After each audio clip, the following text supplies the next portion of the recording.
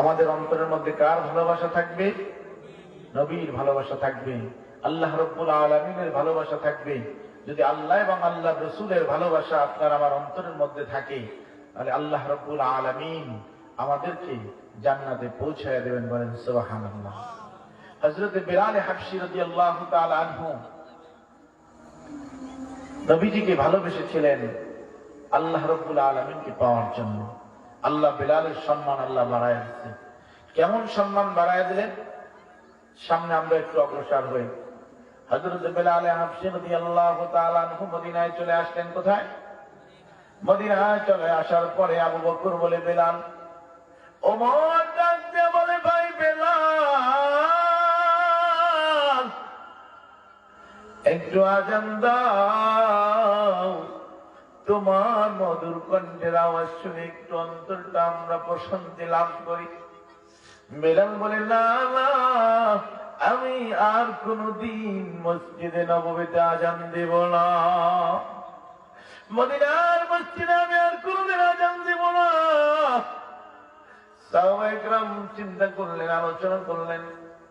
নবীজির কলিজার টুকরা হযরত ইমাম হাসান হুসাইন, কই নবীজির কলিজার টুকরা ইমাম হাসান হুসাইন যদি বেলালকে আযান দিতে বলে, বেলাল না করতে পারবে না। হযরত ইমাম হাসান হুসাইনকে ডেকে আনা হলো। বলতেছে, বেলাল মদিনায় ফিরে আসছে, একটু আযান দিতে বলেন। হযরত হাসান হুসাইন বলে, রে বেলাল, আমার নানা দুনিয়া থেকে চির বিদায় নিয়ে চলে গেছে। আমার নানার ঘিরান বেলাল তোমার কণ্ঠ থেকে পা। তুমি যদি একটু আযান দাও রে বেলাল, আমার নবীর ভালোবাসা, আমার নানার ভালোবাসা অন্তরে পাবো। আমার নবীর ভালোবাসা কিছু হলেও আমার নবীর ঘেরানটা একটু আমরা গ্রহণ করতে যাই। ইমাম হাসান হুসাইন বেলালকে আর ছাড়লেন না।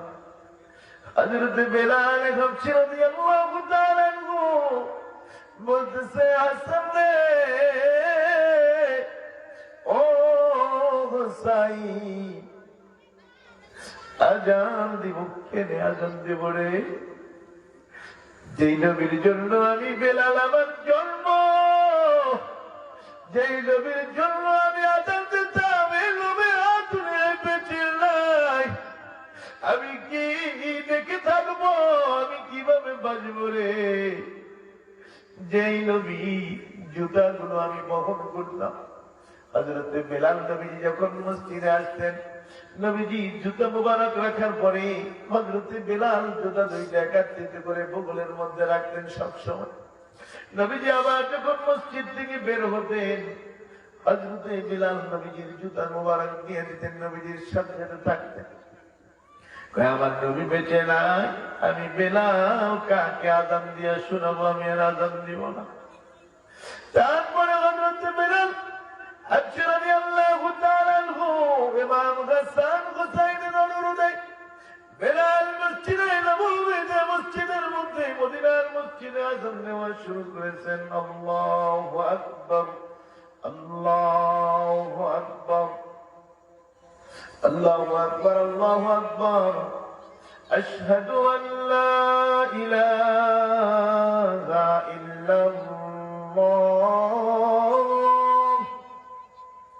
আশহাদু আন লা ইলাহা ইল্লাল্লাহ, আশহাদু আন্না মুহাম্মাদার রাসূলুল্লাহ। হযরত বেলাল হাবশী যখন আশহাদু আন্না মুহাম্মাদার রাসূলুল্লাহ যখন বলল, সাথে সাথে হযরত বেলাল জমিনে বেহুশ হয়ে পড়ে গেছে। বলেন সুবহানাল্লাহ।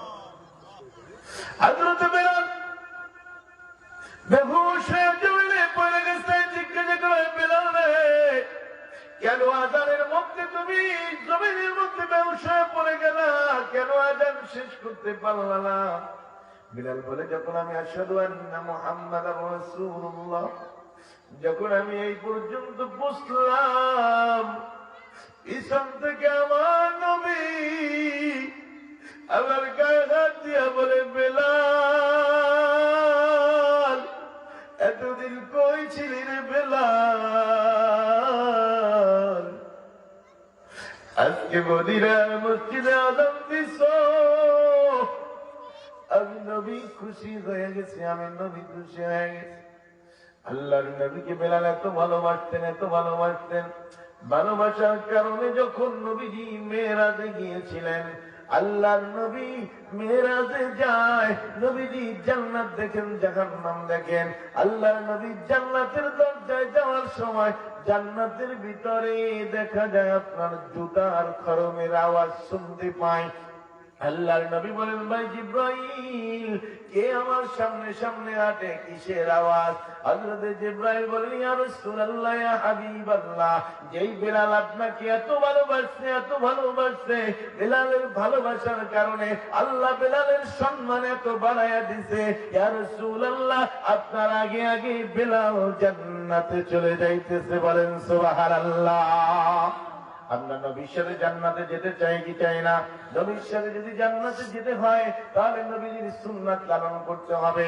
আল্লাহ রাব্বুল আলামিন আমাদের সবাইকে নবীজির সুন্নাত মাফিক জীবন গড়ার তৌফিক দান করুক এবং আমাদের